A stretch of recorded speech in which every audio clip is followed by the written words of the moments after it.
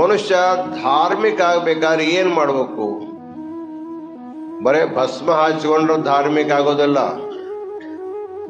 ಕೊರಳಲ್ಲಿ ಬಾಳ ದಪ್ಪನ್ ರುದ್ರಾಕ್ಷ ಹಾಕೊಂಡ್ರೆ ಧಾರ್ಮಿಕ ಆಗೋದಿಲ್ಲ.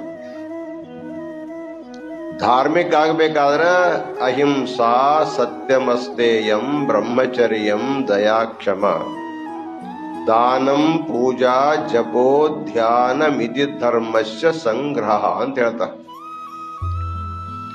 ಏನ್ ಮಾಡ್ಬೇಕು ಧಾರ್ಮಿಕ ಆಗ್ಬೇಕಾದ್ರೆ?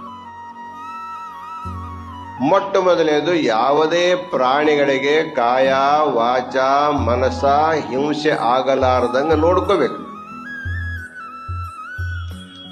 ಪರಂತು ನಮ್ಮ ಕೆಲಸ ಹಂಗಿರ್ತಪ್ಪ, ದಿನಾಲು ಇನ್ನೊಬ್ಬರಿಗೆ ಹಿಂಸೆ ಕೊಡೋದ್ರಾಗೆ ಇರ್ತೇವೆ.